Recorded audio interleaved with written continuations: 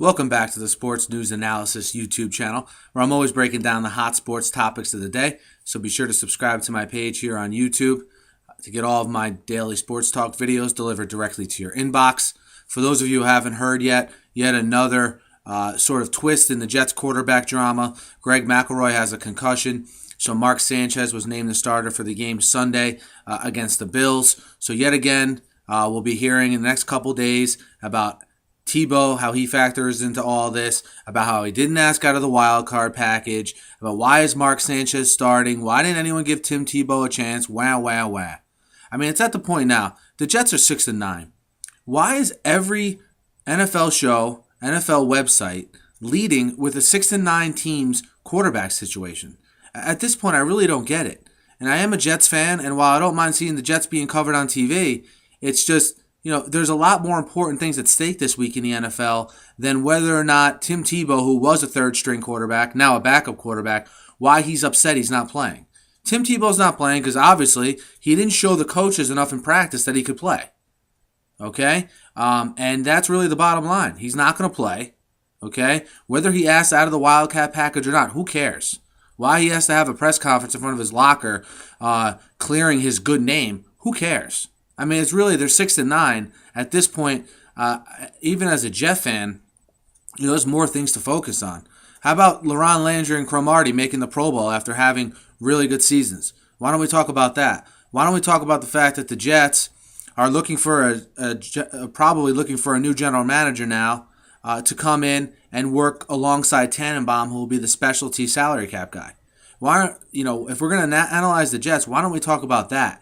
Why are we talking about three quarterbacks who are no good on a 6-9 team? Why aren't we talking about the quarterback situation then for the Bills? They're a terrible 5-10 team with an awful quarterback who they've stuck with the whole year, who gets paid twice as much money as Sanchez does. So, it just boggles my mind that we're going to have to hear for 2 days about how Sanchez is the starter. Why didn't we give Tim a chance? Tim Tebow's no good. We're going to hear all this from different sides. We're going to have First Take leading with it. Does Rex owe Tebow an apology? We're just going to have all these fabricated headlines and stories just to get clicks, just to get people to watch certain shows. And it's insulting. If you're a real football fan, you want to hear analysis about the Cowboys who are playing, the Redskins in the all-important game this week for the playoffs. You want to hear what are Minnesota's chances against Green Bay. Let's break down that game because that has huge playoff implications. Can the Texans wrap up home field with Chuck Pagano coming back?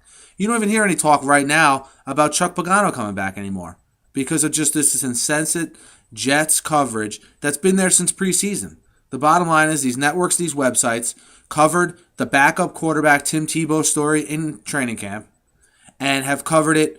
I don't know why. The only reason I can think of is that maybe people are more apt to watch NFL Live and SportsCenter when Tim Tebow's being talked about. I can't see it at this point when he's not playing a role in how the NFL season will play out whatsoever. Maybe people see Tim Tebow on a headline, they click on it, and maybe all of these people make money on the internet based on how many times people click on their website. They're not really worried about the quality of the stuff they put out there. I really don't, whatever the reason may be, I'm sure it all boils down to money in the end. But it'd be nice to hear some football talk. It's going to be an exciting Week 17. It's going to be exciting playoffs and exciting offseason. And I have a feeling even after the season, we're going to hear where's Tim Tebow going next, where it's pretty obvious he's going to Jacksonville. You don't have to be a rocket scientist to figure out, reading between the lines of how the Jets feel about him and how the Jacksonville owner wanted him this past offseason. Their team is probably going to win 2 games, so he's not really going to hear what the coach and general manager think, and he'll be in Jacksonville next year, I would assume. But we'll hear talk about that probably. Interested to see if the media circus follows to Jacksonville like it was in New York this year. But again, maybe if this is half a frustrated Jets fan, more half a frustrated NFL fan, because I haven't paid much attention to Tebow as the season has gone along anyway. He's a backup quarterback who didn't even really play that much on my favorite team. Why would I pay attention to him? He's not good enough to beat out Mark Sanchez. Sorry. I can't really waste my time. The Jets have enough problems. I don't really need to waste my time worrying about a backup or a third-string quarterback who obviously isn't good enough to play. It's the bottom line. Otherwise, he'd be in there. Why wouldn't they play him over Mark Sanchez? As the season progressed here. But let's talk about why Muhammad Wilkerson's not in the Pro Bowl. That's something maybe, but that would take to know about football and to do research and all these other things. So I've probably seen about 2 articles discussing that. But Sanchez being named the starter, a popular guy not playing, that's an easy headline. It's easy to write. So that's why we'll see all that coverage. But a little bit of venting here. I try not to do that on my YouTube channel. But we'll get back to some previews and back to some other hot topics of the day here. But let me know, what you guys think of my little rant here about the whole Tebow situation. And thanks as always for listening, and subscribe to my page. Thank you.